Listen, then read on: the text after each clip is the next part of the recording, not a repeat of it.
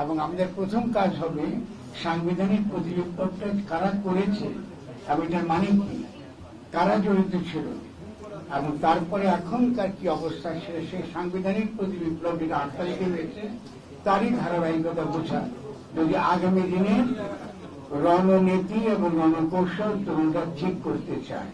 কারণ সময় আপনাদের হাতে অত্যন্ত কম। আমি জানি না তোমরা কতটা বুঝতে পারছো আন্তর্জাতিক পরিস্থিতি বা এই উপমহাদেশের পরিস্থিতি। ফলে আমি সতর্ক বাণী এখানে বলবো আপনাদের সময় খুব কম।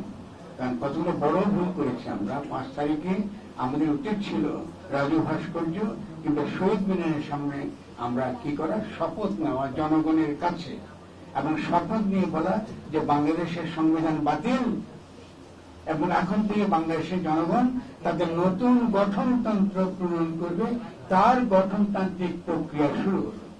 এটা 5 তারিখে কথা বলা দরকার ছিল। তার সঙ্গে এই কথা যুক্ত করা দরকার ছিল যেহেতু আন্তর্জাতিক কমিউনিটির কাছে গ্রহণযোগ্য হওয়ার জন্য, যে আমরা মনে করি যখন এই সংবিধান বাতিল হয়ে গেছে দেশ কেন ঠিকভাবে পরিচালিত হতে পারে, তাহলে আগামী গঠনতন্ত্র প্রণয়ন পর্যন্ত, আগামী গণপরিষদ গঠিত হওয়া পর্যন্ত আমরা বিদ্যমান যে আইন আছে আমাদের দেশে প্রচলিত বিদ্যমান আইনে দেশ চলবে। শুধুমাত্র যে সকল আইন আন্তর্জাতিক আইনের সঙ্গে কি সংঘর্ষে সেগুলো বাতিল হয়ে যাবে। এটা হচ্ছে খুব সিম্পল, যে কোনো গণঅভ্যুত্থানের সহজ ফর্মুলা। আচ্ছা, এখন এটা কেন হয়নি? এবার আমি তরুণদেরকে বলবো, আপনারা আমার উপর রাগ করেন আর যাই করেন, এটার জন্য আপনারা দায়ী। আপনারা যদি রাগ করে আমাকে বের করে দেন চলে যাবো, কিন্তু আমি যদি সত্য কথা বলার জন্য এসেছি। কারণ 5 তারিখ থেকে 8 তারিখ যে সময়টা, এই সময়ের ব্যবধানে যে কাজটা করার কথা ছিল, এটার প্রত্যেকটা লাইন বাই লাইন, পদে পদে আমি ব্যাখ্যা করেছি 2023 সালে প্রকাশিত আমার বই গণঅভ্যুত্থান এবং গঠন। আমি করেছি ওটা, এবং আপনারা তো পড়াশোনা করেন না। এবং আপনাদের সবচেয়ে বড় ভুল যেটা, সেটা হলো আপনার মনে করেন যে রাস্তার চাঁদাবাজি করে বিপ্লব হয় না। এটা হয় না, পৃথিবীর ইতিহাসে কখনো হয় না। পৃথিবীর ইতিহাসে যে কোনো বড় ধরনের পরিবর্তনের আগে তাদের দেশে বড় বড় চিন্তাবিদ দার্শনিকরা এসেছে, জনগণকে এডুকেট করতে হয়েছে, জনগণকে সচেতন করতে হয়েছে। সেটা রুশো হতে পারে, ভোল্তের হতে পারে, মার্কস হতে পারে, হেগেল হতে পারে, লেনিন হতে পারে, হয়েছে। কিন্তু এখনো পর্যন্ত আমাদের বাংলাদেশের তরুণরা, এটা বাংলাদেশের বামপন্থীদের সমস্যা, যে বাংলাদেশের বামপন্থী আগে বলতো না, এ ধরো তক্ত মারা পেরে, যে দুনিয়ার সব লেখা বই হয়ে গেছে কার্ল মার্কস, এবার খালি বিপ্লব করো। আর কার্ল মার্কস নিজে এই কথা লেখা আপনার কি বলে তার থিসিসে গাদা গাদা বই লিখে গেছে। যদি শেষ হয়ে যেত তাহলে কার্ল মার্কসের বই লেখার দরকার কি ছিল? যদি তত্ত্ব চর্চা যদি মিথ্যাই হতো তাহলে লেনিনের তো 38 ভলিউম না 48 ভলিউম, আর সেটা লেখার কি দরকার ছিল? তাহলে তরুণদের এখনো পর্যন্ত তাদের একটা পত্রিকা নেই। আপনি এটাকে আপনি চিন্তা করতে পারেন? আপনি ইউনেস্কো মেলায় সমালোচনা করেছেন, এখনকার যে তত্ত্বাবধায়ক সরকার প্রচুর সমালোচনা করেছে, কিন্তু এখনো পর্যন্ত তরুণরা এত বলো যে গণঅভ্যুত্থানের পরে একটা পত্রিকা বের করতে পারে না। তাহলে কি বিপ্লব করবে আগামী দিনের রণনীতি তারা ফেস করতে পারবে? আজকে ইন্ডিয়া বসে আছে শেখ হাসিনাকে নিয়ে। যে কোনো মুহূর্তে পরিস্থিতি যদি পরিবর্তন ঘটে, যে কোনো কিছু বাংলাদেশে ঘটে যেতে পারে। আমরা একটা অবৈধ সরকারের উপর বসে আছি, যতই আমরা বড় বড় কথা বলি না কেন। এই সরকারের কোনো এখতিয়ার নাই এরকম জাতীয় ঐক্যমত্য কমিশন তৈরি করা। এই সরকারের কোনো এখতিয়ারই নাই কোনো কমিশন তৈরি করা, কারণ এটা ইলিগাল গভর্নমেন্ট। শেখ হাসিনার সংবিধান যদি আপনি শপথ করেন আপনি রক্ষা করবেন, তাহলে এটা রক্ষা করতে হবে। এটাকে আপনি পরিবর্তন করতে পারবেন না, সংস্কার করতে পারবেন না, আপনি স্ববিরোধী হতে পারেন না। স্টেট তো তামাশা করার জিনিস, রাষ্ট্র নিয়ে আপনি তামাশা করতে পারেন না। তাহলে আপনি যদি মনে করেন যে সংবিধান রাখবেন তো রাখেন, তাহলে আপনি ঐক্যমত্য কমিশন কেন বসেন? আর যদি মনে করেন সংবিধান রাখবেন না, তাহলে আপনি 5 তারিখে কেন বললেন যে সংবিধান বাতিল, আমরা নতুন সংবিধান করবো? যদি নতুন সংবিধানের প্রক্রিয়া শুরু হতো তাহলে তো সাংবিধানিক বৈধতায় ফালতু কথা বলার প্রয়োজন পড়তো না। কারণ গণপরিষদে যেটাই আপনি আলোচনা করতেন, যে সিদ্ধান্ত নিতেন, ওটাই তো বৈধ হয়ে যেত। আমাদের নতুন গঠনতন্ত্র, নতুন ভাবে দেশকে গঠন করবার প্রক্রিয়ার মধ্যে ঢুকে গেছে। এটা বলে গঠনতন্ত্র। দেখেন অনুবাদে ভুল আছে, কনস্টিটিউশন অনুবাদ করে কি সংবিধান, এটা করে কলোনিয়াল লোকজন করে, আমি আপনাকে শাসন করবো, একটা সংবিধান থাকবে। এখন আপনাদের তরুণদের ভাষা বদলায় নেই, এখনো পর্যন্ত তোমরা সংবিধান বলে। আরে ভাই, সংবিধান তো করে কলোনিয়াল লোকজন। আমি আপনাকে শাসন করব, তাই আমি একটা আইন বানাবো।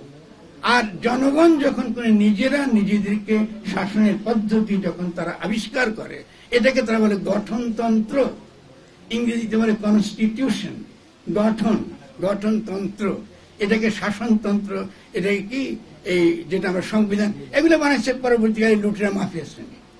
তারপরে যে ভাষা তো ঠিক নেই, ভাষাও শিখেন না আপনারা এখন। তাহলে এই যে একটা বিপদের মধ্যে আমরা পড়ে গেছি, এই বিপদ থেকে উদ্ধারের প্রথম কাজ হচ্ছে এই ধরনের এই যে আলোচনাগুলো করছি, এই আলোচনাগুলো খোলামেলা করা। আমরা ভুল করছি, তো ভুল করে কি হয়েছে আমরাও ঠিক করবো, ওটা ভুল তো করেছি, কি করে যাবে? এখন সেই ভুলের দায়িত্ব আমাকে নিতে হবে, সকলকে নিতে হবে। কিন্তু ভুল যে করেছি এটা তো স্বীকার করতে হবে যে 5 তারিখে আমরা যেভাবে সরকার গঠন করেছি এটার মধ্যে ভুল ছিল, তারা তার সঙ্গে জড়িত ছিল। কেন তার আগে কিছু ছাত্ররা যুক্ত ছিল যারা মোটা আন্দোলনে ছিল না, পরবর্তীকালে আমাদের তরুণরা যারা এই যারা আসি বা যারা গেছে, তারা কেন প্রতিবাদ করলো না যে আমরা এই সংবিধান তো আমরা চাই না, এটা তো আমরা চাই না, এই জন্য জনগণ আমরা আত্মাহুতি দিইনি।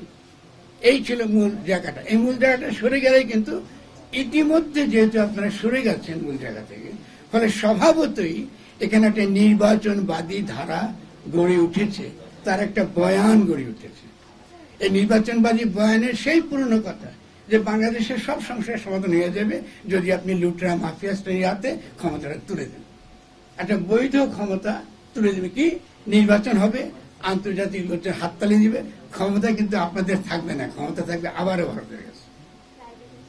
নির্বাচন করবেন ঠিকই, কিন্তু ক্ষমতা থাকবে ভারতের কাছে। আমি লিখতে চাই, সাংবাদিকরা যারা আছেন লিখে রাখেন, যেদিন আপনি নির্বাচন করবেন তারপরে কিন্তু ভারত যত রকম এইসব দিচ্ছে না, ভিসা বন্ধ করা, এই বিভিন্ন সবই কিন্তু তারপর করে দেবে, নিশ্চিত থাকেন। আমি লিখে রাখেন ফর রেকর্ড, ফর ফিউচার। কিন্তু আমরা একটা মূর্খ জাতি, আমরা এখনো পর্যন্ত আমাদের ছেলে মেয়ে যখন আত্মাহুতি দেয় তখন আমরা তার মূল্যায়ন বুঝতে পারি। তাহলে এটা খুব গুরুত্বপূর্ণ, আমাদের প্রথম এই দেশটা যাওয়া।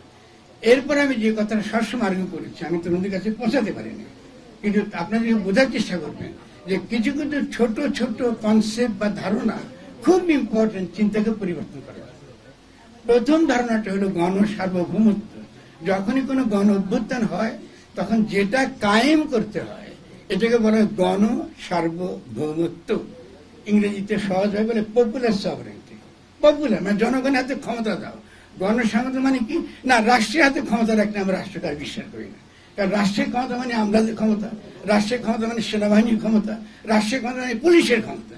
কিন্তু আমরা এখন জনগণ নিজেরা হাতে ক্ষমতা চাই, এবং আমরা ঠিক করব আমরা আমাদের দেশে সেনাবাহিনী কি করে পরিগঠন করব, গঠন করব, আমরা পুলিশ কি করে গঠন করব, আমরা কি করে বিভিন্ন প্রতিষ্ঠান গঠন করব, আমরা কি করে ব্যাংক রিফর্ম করব, আমরা কি করে আমাদের অর্থনৈতিক পলিসি ঠিক করব, আমাদের কৃষি নীতি ঠিক করব, সমস্ত কিছু আমরা ঠিক করবো। এমনকি ডিসেন্ট্রালাইজেশন মানে ঢাকা শহর ভেঙে দিব আমরা, কারণ এই শহর যতদিন থাকবে আমাদেরকে শোষণ করবে অল্প কিছু লোক বসে।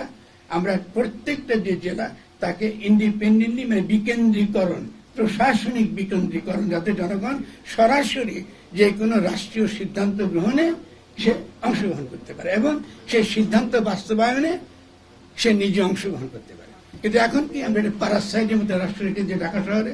আমি বিরাট বিরাট প্রজেক্ট, আমি আসিফ এখানে আসছেন, তার কাছে নিশ্চয়ই লক্ষ লক্ষ লোক যায় তৈরি টেন্ডারের জন্য, তাই না?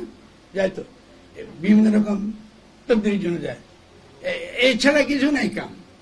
আমলারা বসবে আর আমলারা আসবে কি হাসি করে যে স্যার এটা এটা দেখেন এগুলো ভালো ভালো প্রজেক্ট, ও হয়তো খেয়াল করবেন, একসময় সাইন দিবে, কদিন পরে ও কিন্তু চলে যাবে। করছে কিন্তু আমলা, এবং তার বিরুদ্ধে কিন্তু ক্যাম্পেইন চলবে। তাহলে এই যে রাষ্ট্র সম্পর্কে ভুল ধারণা যে রাষ্ট্র মানে হচ্ছে আমরা একটা বলি রাষ্ট্রীয় সার্বভৌমত্ব, রাষ্ট্রের একটা সার্বভৌমত্ব আছে।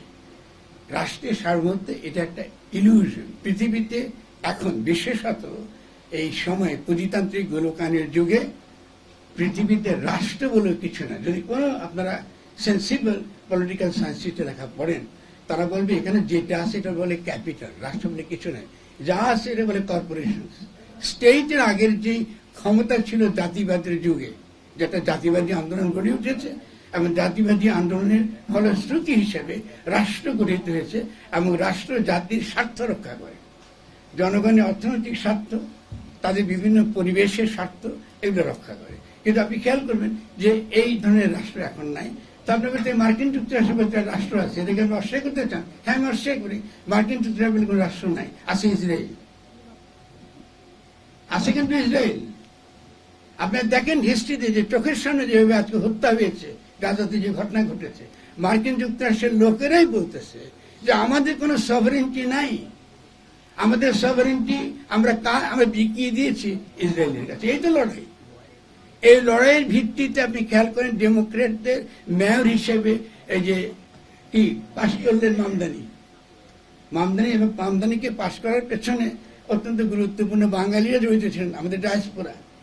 তাদের একজন নেতা কিন্তু এখন ঢাকা, আপনার তাকে ডাকতে খুব ভালো হতো, কাজী ফৌজি আছে, যিনি খুব গুরুত্বপূর্ণ ভূমিকা রেখেছেন ওখানে। তাহলে আপনারা কিন্তু এই আন্তর্জাতিক সম্পর্কগুলো রাখতে হবে, ডেভেলপ করতে হবে, কিভাবে বিভিন্ন শক্তি ল্যাটিন আমেরিকায় কি, মার্কিন যুক্তরাষ্ট্রে কি, ইংল্যান্ডে কি, ইউরোপে আছে। ফলে তরুণদেরকে আরো বড় নেটওয়ার্ক গড়ে তুলতে হবে। আমরা এখন আন্তর্জাতিক লড়াই আছি, কারণ 5ই আগস্টের গণঅভ্যুত্থান যখন হয়ে যায় তখন বারবার আমি বলেছি যে এটার একটা আন্তর্জাতিক তাৎপর্য আছে। এটা কিন্তু শুধুমাত্র বাংলাদেশের ভিতরে ঘটনাটা ঘটেছে তা না, এটা আন্তর্জাতিক তাৎপর্য আছে এবং বিভিন্ন মানুষ এটা নিয়ে গবেষণা করবে এবং জানবে। কিন্তু আমরা যারা এখানে এসেছি আজকে, আমরা কিন্তু অ্যাক্টিভিস্ট, আমরা খালি সিভিল তত্ত্ব করার জন্য বসি নেই, আমরা খালি কথা বলার জন্য বসি নেই, আমরা কাজ করার জন্য বসছি। আমাদের সিদ্ধান্ত হচ্ছে হ্যাঁ ঠিক আছে, আমরা 5 তারিখে ভুল করছি, অনেক অভিজ্ঞতা ছিল না আমাদের, কিন্তু আগামী দিন আমরা ভুল করবো না। তো আগামী দিনে যদি ভুল না করতে পারতে কি কি করতে হবে? প্রথম কথাটা হচ্ছে গণসার্বভৌমত্ব কথাটা পরিষ্কার বুঝতে হবে, যে পিপল সভারেন্টি আনতে হবে এবং এই সংবিধানকে বাতিল করতে হবে। আর আমি বারবার বলেছি তথাকথিত গণঐক্য কমিশন একটা সম্পূর্ণ গণবিরোধী প্রস্তাবনা। এটা যে পার্টিসিপেশন যারা করেছে এরা গণবিরোধী ভূমিকা রেখেছে। কেন গণবিরোধী ভূমিকা রেখেছে? ভেরি সিম্পল, কারণ আমাদের তো গণঐক্য ছিল, আমরা তো গণ অভ্যুত্থান করেছি গণঐক্যের ভিত্তিতে, কোন দলের ভিত্তিতে করি নাই। আপনার এখানে যারা আছেন আপনি কি সাক্ষী না? আপনি কোন দলের ভিত্তিতে করেছিলেন? আমরা যে বৈষম্য বিরোধী আন্দোলন করেছেন তার কিন্তু কোন দলের ভিত্তিতে ছিল? আপনি হয়তো করতে পারেন, কেউ বিএনপি করেছে, কেউ জামাত করেছে, কেউ শিবির করেছে, কেউ বামপন্থী করেছে, কিন্তু আমরা দলের ভিত্তিতে করি নাই। এটাই ছিল এই আন্দোলনের বিউটি, এর যে হিস্টোরিক্যাল ঐতিহাসিক তাৎপর্য, এটাই ছিল তার সবচেয়ে শক্তির জায়গা। এটা একটা নির্দলীয় একটা ভাবে আমরা এটাকে এগিয়ে নিয়ে গেছি। ফলে সেই নির্দলীয় জায়গাটা যখন ছিল, আপনারা যখনই ক্ষমতার পরিবর্তন হলো, আপনারা নাই আইসা গেল সে লুটিয়ে মাফিয়া শ্রেণী। এটা কি করে করছিল? নেগোসিয়েশন করতেছে ডক্টর ইউনূস কার সঙ্গে? লুটিয়া মাফিয়া শ্রেণীর সঙ্গে, রাজনৈতিক দলের সঙ্গে, জনগণের সঙ্গে নাই, কোন গণ প্রতিষ্ঠানের সঙ্গে না। শ্রমিকদের সঙ্গে করতেছে, করছেন, নারীদের সঙ্গে করতেছে, করছেন, তো তার সঙ্গে করতেছে, সবাই লুটতরা আছে। তো আপনারা এগুলো সহ্য করেছেন, তো আপনাদের তরুণদের চোখের সামনে এগুলো সহ্য করেছেন। আমি সহ্য করে এখন কি বলতেছেন যে হ্যাঁ আমরা গণঐক্য, আমরা সব দলের মধ্যে আছে, আমি নিয়ে পড়াচ্ছি তাদের কি কি সিদ্ধান্ত তারা হয়েছে, একদিন হবে তো তার সঙ্গে যাবে। আপনারা এখানে এই গণঐক্য কমিশন গিয়ে এখন এটা তারা প্রস্তাব দিচ্ছেন, তারা নিজেরা ঐক্যমত্য, এক একজন এক এক কথা বলছেন। তবে রাজনৈতিক দলগুলোতে কখনো ঐক্যমত্য আসতেও পারবে না, কারণ তারা বিভিন্ন কর্পোরেশন, বিভিন্ন স্বার্থকে তারা রক্ষা করে, কিছু নাম্বার না। আমি কেন এটাকে লুটিয়া মাফিয়া শ্রেণী বলি? অনেকে আমার পর রাগ করেছে, এমনকি বিএনপির যারা আমার বন্ধু, যারা আমাকে ভালোবাসে, পছন্দ করে, তারপরে আপনারা আমি এটা কেন বলেন? আমি তো বিএনপিকে বলি না, আপনারা লাগে কেন? আমি তো বিএনপিকে বলছি না, আপনি কেন এতে কাতর হয়ে যাচ্ছেন? লুটিয়া মাফিয়া শ্রেণী মানে হচ্ছে আজকে এখানে আপনার যারা তরুণরা নতুন রাজনৈতিক এই প্রক্রিয়া, রাজনৈতিক নতুন বাস্তবতায় আপনারা অংশগ্রহণ করতে চান, আগামী দিনে দেশকে নেতৃত্ব দিতে চান, একটু হাত তোলেন দেখি কার কার 20 কোটি টাকা আছে, হাত তোলেন। আমি আসি কেউ? তা আপনার তো বাতিল হয়ে গেছে নির্বাচন, আপনার তো এই নির্বাচন থেকে অলরেডি বাতিল করে ফেলছে তারা। লুটেরা মাফিয়া শ্রেণী আপনাদেরকে বাতিল করে দিয়েছে। তো এখন সেজন্য আমি ইভেন এনসিপি কেও বলি, তোমরা এই নির্বাচনবাদী দল বানালে কি জন্য, কি যুক্তিতে? এটা একটা যুক্তি থাকতে হবে। গণঅভ্যুত্থান তো শেষ হয়নি, আমরা ভুল করতে পারি, তো ভুলকে শুধরাতে পারবো না। ভুল করেছি, আমি ঠিক আছে, ভুলের জন্য ফরামদারকে গালি দাও, কোনো সমস্যা নেই। যে শেষ সময় ঠিক সময় ঠিক জায়গায় আমি ঠিক লোককে ধরতে পারি না, ভুল লোক তাদেরকে ধরে নিয়ে চলে গেছে বাঁকুড়া জানার সঙ্গে, মানলাম আমি এটা আমার ভুল হয়েছে, কিন্তু আমি ভুল শুধরাতে পারবো না। তাহলে ভুল শুধরাতে হলে আমি কি একটা ছোট বিএনপি হবো? আমি একটা ক্ষুদ্র মিনি বিএনপি? এটাই কি গণঅভ্যুত্থান আপনাদের অবদান, আপনাদের তরুণদের? এটা কেন করছেন? আপনারা যখন বৈষম্যহীন কথাটা বলছেন, কথাটা এত বড়, কারণ বৈষম্য আমাদের জীবনের সকল স্তরে আছে, অর্থনীতিতে আছে, রাজনীতিতে আছে, ক্ষমতায় আছে, এমন কোনো ক্ষেত্র নাই যেখানে বৈষম্য নেই। তাহলে এটা বিস্তৃত একটা প্রস্তাবনা।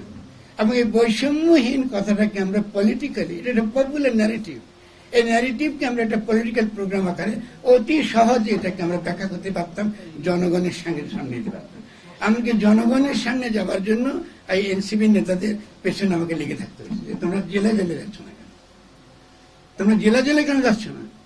না, আমরা বিভিন্ন জেলাতে খুঁজতেছি, নেতা খুঁজতেছি। কারণ নেতা তো আন্দোলনের মধ্যে দিয়ে ঠিক হবে, আগে থেকে কি নেতা ঠিক হয়? তারা এই কাজগুলো করেছে। বৈষম্যহীন যখন আন্দোলন শুরু হয়, তখন স্বভাবতই কাজের সুবিধার জন্য আমরা যেখান থেকে তরুণদের পাইছি, যে বিশ্ববিদ্যালয়, যে কলেজে পেয়েছি, ওদেরকে ধরে কাজ করেছি। এটা করতে গিয়ে আমরা বড় ভুল করেছি। কেন? আমরা প্রাইভেট বিশ্ববিদ্যালয়কে বাদ দিয়ে দিয়েছি। ভুলতে হয়েছে এটা, কারণ সবচেয়ে শক্তিমান একটা ভূমিকা রেখেছে প্রাইভেট বিশ্ববিদ্যালয়ের ছেলেমেয়েরা।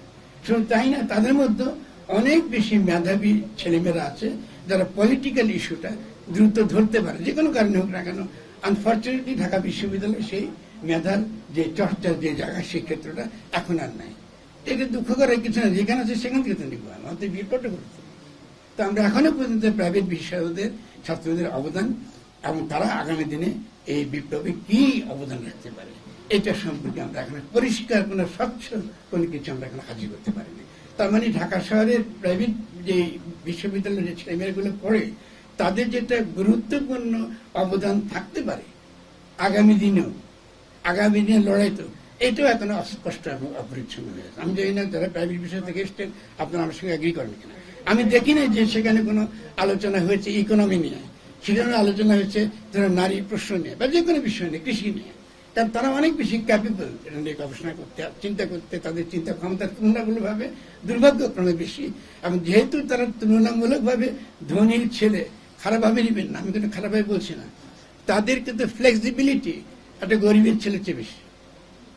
কারণ সে যেহেতু আর্থিক সাপোর্টার তার থাকে, সে অনেক বেশি ঝুঁকি নিতে পারে, পলিটিক্যাল ঝুঁকি নিতে পারে। ফলে ওই বিশ্ববিদ্যালয়গুলোতে, এলাকাগুলোতে আমরা যদি প্রপারলি পলিটিক্যাল এডুকেশনটা আমরা চালু করতে পারি, এবং যেহেতু এটা রাষ্ট্রের বাইরে, এটা করা সহজ, আমরা কিন্তু সেদিকে খুব একটা মনোযোগ দিই না। এখনো পর্যন্ত প্রায় 1.5 বছর চলে যাচ্ছে, খুব একটা মনোযোগ আমার চোখে পড়েনি।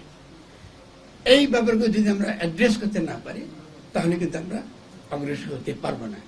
এখন আমি 7 নম্বর সঙ্গে অনেক কথা বলে ফেলছি, যদি ভুল করি আমাকে সুবিধা দিবেন। 7 নম্বর সঙ্গে কিছু কথা বলবো যেটা আমাদের আজকের আলোচনার সঙ্গে খুব সরাসরি যুক্ত। প্রথম কথাটা বুঝতে হবে যে 7 নভেম্বর আগে আমাদেরকে 71 বুঝতে হবে। আগামী দিনে যে রণনীতি, রণকৌশলের কথা আমি বলছি, তার সঙ্গে এখনকার আলোচনাটা খুব গুরুত্বপূর্ণ। আশা করি আপনি একটু মনোযোগ দিয়ে শুনবেন। আমি সময় বেশি নিলে আমাকে ক্ষমা করে দিন, আমি বলবেন যে প্রথম কথা হলো 71 সালে আমাদের যুদ্ধে নেতৃত্ব দিয়েছে সেনাবাহিনী। এটা আপনাদের খুব পরিষ্কার বুঝতে হবে। তরুণদের আওয়ামী লীগ করেন না, তারা সব কলকাতায় বসেছিল। আর কোথায় ছিল ওটা বললে আমার এখন আপনারা এটা খুব ভাষা ভালো হবে না, তারা করে নাই। শেখ মুজিবুর রহমান কিন্তু তখন ইতিমধ্যে পাকিস্তানের কারাগারে তিনি বন্দী। পুরো যুদ্ধ মোবিলাইজ করেছে বাংলাদেশের সেনাবাহিনী, মেজর জেনারেলরা। এই মুক্তিযোদ্ধাদের আপনারা কিন্তু এক এক করে বিভিন্ন অজুহাতে কিন্তু ফাঁসি দিয়েছেন, ভুলে যাবেন না। আপনারা বাঙালিরা, এই বাঙালি জাতিবাদীরা বিভিন্ন নামে ফাঁসি দিয়েছে। এবং শুধু তাই করেন না, আপনারা কি করেছেন? আপনারা পরবর্তীকালে, কবে 1972 সালে আমাদের দেশ স্বাধীন হয়েছে, আপনারা একজন পাকিস্তানি জেনারেল, যিনি পাকিস্তানের সার্ভিং অবস্থায় বাংলাদেশে ছুটি কাটিয়ে আবার তিনি কিন্তু বিদেশে পাকিস্তানের যোগদান করেছেন। তার নাম কি কেউ জানেন এখানে? বলেন। তাহলে ভেরি গুড। তাহলে আপনারা তো বাঙালি জাতিবাদী, এরশাদ কি করে আসেন? আপনাদের বাঙালি জাতিবাদের মুখ থেকে তাদের ফেনা নামে না। তাহলে 72 সালে এত বড় যুদ্ধ হওয়ার পরে একটা পাকিস্তানি জেনারেল যে আবার সার্ভ করেছে, যুদ্ধের পরে নেগোসিয়েশন মাধ্যমে সে ফিরে এসেছে, তিনি কি করে বাংলাদেশে সেনাপ্রধান হতে পারে? তাহলে এর যে রিপারকেশন সেনাবাহিনীর মধ্যে ছিল এটা ভয়ঙ্কর। আমি জানি যে আমার ভাই আমাকে এগ্রি করো আমার সঙ্গে, বহু তরুণ মেজর এটা যারা সাফার করেছে ইন্টারনাল বিভিন্ন রকম বিরোধের কারণে এবং বিভিন্ন চাকরিগত প্রফেশনাল তাদের যে পদোন্নতি, যেটা যে কোনো একটা তরুণ অফিসার আশা করে যে তার একটা পদোন্নতি হবে পেশাগত জায়গা থেকে, অবজেক্টিভ জায়গা থেকে মূল্যায়ন হবে। তারা দেখা গেল এই ঘটনাটা ঘটেছে। এরপরে যদি বিএনপি এসেছে, বিএনপির সময় কি সেনাবাহিনীর প্রতি তারা সদয় ছিল? নো। আসফ ভাই দুঃখিত, আমি আপনার সঙ্গে ডিফার করব। বিএনপির তো যেসব পদোন্নতিগুলো হয়েছে এটাও রাজনৈতিক দলের দ্বারা, তাদের স্বার্থে। পরবর্তীকালে বিএনপির যে কোন্দল, তার যে দ্বন্দ্ব, যেটা ১/১১ আকারে হাজির হয়েছে, এটাও কিন্তু তাদের পারিবারিক এবং সেনাবাহিনীর প্রতি তাদের বিশেষ বিশেষ দরদের কারণে। অনেক ভালো ভালো অফিসার আমরা হারিয়েছি, অনেক ভালো ভালো অফিসার আমরা হারিয়েছি। এবারকার আমরা আসি, আপনার ৭ নম্বরের ঘটনাটা আমরা জানি, তাতে অফিসার এবং আপনার সাধারণ সৈনিকদের তো আমরা কি দ্বন্দ্ব দেখেছি না? দাসদের যারা নেতৃত্ব দিয়েছিলেন তারা তো সততার সঙ্গে একটা চেষ্টা করেছেন এক ধরনের অসাম্য, বৈষম্যহীন করতে। কিন্তু সেনাবাহিনী কিন্তু একটা ভিন্ন চরিত্রের, ওখানে বৈষম্য মানে অফিসার আর সাধারণ সৈনিকের যদি বৈষম্য আপনি তাড়াতে চেষ্টা করেন তাহলে কিন্তু ওই ৭ নম্বর ঘটবে, ওটা ৭ নম্বর ঘটবে। ফলে সেই কারণ দিক থেকে আমাদেরকে খেয়াল করতে হবে যে ভুলগুলো সেখানে হয়ে গেছে। এরপরে যেখানে আমরা এসেছি পরবর্তীতে এই জুলাইতে আসার পরে আমরা ভুলে গেছি যে জুলাই গণ অভ্যুত্থানটা হয়েছে কাদের দ্বারা? ছাত্র জনতা এবং সাধারণ সৈনিক। সাধারণ সৈনিক বলতে আমরা কি বুঝি? যারা উর্দি পড়া কৃষক এবং উর্দি পড়া শ্রমিক। তাদের কথা ভেবে আমরা কিন্তু এমন কোনো কথা এখনো বলি নাই যাতে আমরা একটা বৃহত্তর জনগোষ্ঠী, একটা গণ অভ্যুত্থানের পরে রাজনৈতিক জনগোষ্ঠী, আমাদের একটা রাজনৈতিক একটা চেতনা আমাদের একটা বিকশিত হবে, যেখানে এই সাধারণ সৈনিকরাও আমাদের এই গণ অভ্যুত্থানের সঙ্গে আন্তরিকভাবে অন্তরের দিক থেকে এটাকে যুক্ত থাকবে। ইতিমধ্যে কি হয়েছে? ভারত কিন্তু সেনাবাহিনীর ভেতরে অভ্যন্তরে বিভিন্ন রকম দ্বন্দ্ব অভ্যুত্থান ঘটাবার চেষ্টা করেছে। ভাগ্যক্রমে এটা ঘটে না, কিন্তু চেষ্টা করে যাচ্ছে তারা।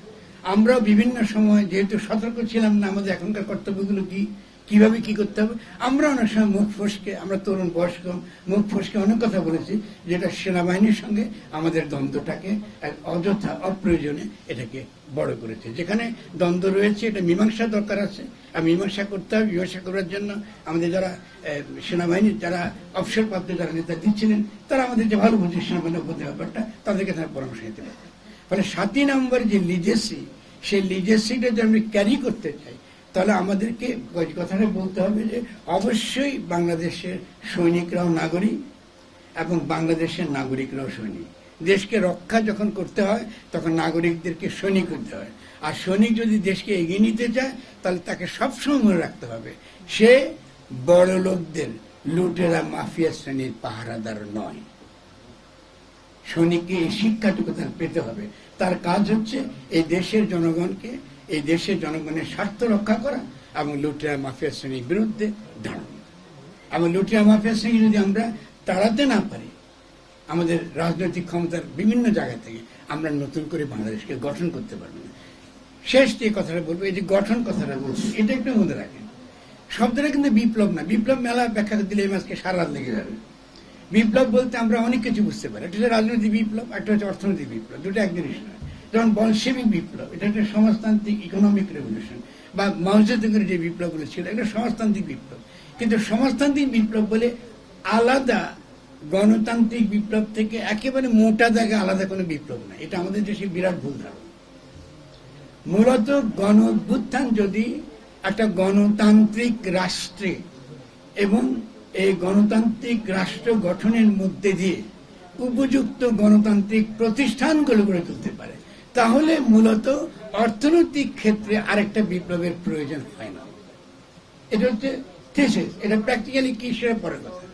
কিন্তু এই জায়গাতে আমাদেরকে বলতে হবে যে এই জায়গায় আমরা যে আমরা কিছু বলছেন কিছু, আচ্ছা, তাহলে আমরা মনে রাখতে হবে যে বিপ্লব শব্দটা ব্যবহার করতে পারি, এটা অবশ্যই এটা রাজনৈতিক বিপ্লব, কিন্তু এই বিপ্লবের মর্মটা হচ্ছে এটা গণ অভ্যুত্থান এবং তার অন্তর্নিহিত অভিপ্রায়টা হচ্ছে গণ সার্বভৌমত্ব কায়েম, সকল ক্ষেত্রে রাষ্ট্রের অর্থনৈতিক আমাদের যে পরিসর, সামাজিক পরিসর, এমনকি নারীদের যে প্রশ্ন, পারিবারিক পরিসর, সকল পরিসরে গণ সার্বভৌমত্ব, জনগণের অভিপ্রায়কে কায়েম করা, তার যে অভিপ্রায়টা, এই অভিপ্রায়কে শনাক্ত করা এবং অভিপ্রায়কে ঠিকভাবে হাজির করা অত্যন্ত গুরুত্বপূর্ণ হয়। এখন জনগণের অভিপ্রায় মানে এই নয় যে আপনি লুটেরা মাফিয়া শ্রেণী বসে আপনি তাদের সঙ্গে বসে তাদের ঐক্যমত্য করবেন। কারণ জনগণের অভিপ্রায় গণমাধ্যমে আছে, জনগণের অভিপ্রায় লেখালেখির মধ্যে আছে, জনগণের অভিপ্রায় আরো বহু এরও আগে। সে আপনি যদি সিরাজ আলম খানের গণতান্ত্রিক বাংলাদেশ বই পড়েন, তারও একটা প্রস্তাব আছে, তারও বাংলাদেশ সম্পর্কে একটা অভিজ্ঞ মানুষের প্রস্তাব আছে। আব্দুল হামিদ খান ভাসানী, তারও প্রস্তাব আছে। তো আমাদেরকে তো এখনকার তথাকথিত রাজনৈতিক দল যারা ঘোষণা দিয়েছে যে গণঅভ্যুত্থানের সঙ্গে আমাদের কোনো সম্পর্ক নেই, বলেছে তো যে আমরা গণঅভ্যুত্থানের সঙ্গে, মির্জা ভাই তো বলেছেন একটা পড়তে যে গণঅভ্যুত্থানের সঙ্গে আমরা নেই, এটা হচ্ছে আমরা এটার সঙ্গে নেই। পরবর্তী কেন বলছেন? আমরা চাইছি যে গণঅভ্যুত্থান যেন আমাদের দ্বারা কলুষিত না হয়। তা যে হোক না কেন বলেছেন তারা, কিন্তু আমরা তো আসলে গণঅভ্যুত্থানটা করেছি যেখানে কোনো দলীয় পরিচয় ছাড়া। তো যেখানে গণঅভ্যুত্থান হচ্ছে দলীয় পরিচয় ছাড়া, সেখানে আমরা দলগুলোকে, রাজনৈতিক দলগুলোকে যে প্রাধান্য দেওয়া হয়েছে, এই প্রাধান্যতা হয়েছে অত্যন্ত হানিকর এবং এটা আমাদেরকে বহু বছর পিছিয়ে দেবে। এটা অত্যন্ত খেয়াল রাখতে আমাদের সকলকে যে এই ধরনের প্রসেসগুলো আমাদেরকে কখনো কোনো ইতিবাচক জায়গায় আমাদেরকে সামনে আমাদের এগিয়ে দেবে না। তো আমি আমার বক্তব্য শেষ করছি। যদি কাউকে আঘাত দিয়ে থাকি আপনারা ক্ষমা করবেন। আমরা সকলে একসঙ্গে কাজ করব এবং আসিফ এখানে আছে, সকলে আমরা এখানে আছি, আমরা একসঙ্গে কাজ করব এবং আশা করি আপনাদের ছাত্রদের সংগঠনটা এটা আরো শক্তিশালী হবে এবং এই ধরনের আলোচনা আপনারা আরো চালিয়ে যাবেন। আরো ক্রিটিক্যাল যদি হতে হয় আমরা আরেকদিন বসবো, যাতে আমরা নিজেদের মধ্যে বলবো কোথায় কোথায় আমরা ভুল করেছি, মানে বাইরে পাবলিক নিয়ে মনে কথা বলতে চাই না। আমরা বলি সেই ভুলগুলো আমরা যেন শুধরিয়ে আমরা যেন আগামী দিনে বড় বিপদ আসবার আগে যেন আমরা তৈরি হয়ে যাই। কারণ শেষ একটা কথা আপনাকে মনে করে দেব তরুণদের, শেষ কথা হচ্ছে এই যে আমি গণ অধিকার পরিষদে একটা কথা বলেছিলাম যে শেখ হাসিনাকে মার্কিন যুক্তরাষ্ট্রে সরিয়ে দেবে। এটা আমাদের ইস্যু না, আমাদের ইস্যু হচ্ছে নতুন ভাবে কি করে বাংলাদেশ গড়ে তুলব। যেহেতু আমরা এই প্রশ্নটার উপর মনোযোগী ছিলাম না, ফলে ওই জেফরি স্যাক্স যে কথাটা বলেছেন যে বাংলাদেশে একটা রেজিম চেঞ্জ হয়েছে, এটা নিশ্চয়ই দুঃখজনক, কিন্তু আমরা এটা মোকাবেলা করবো ইনশাআল্লাহ। সকলকে ধন্যবাদ।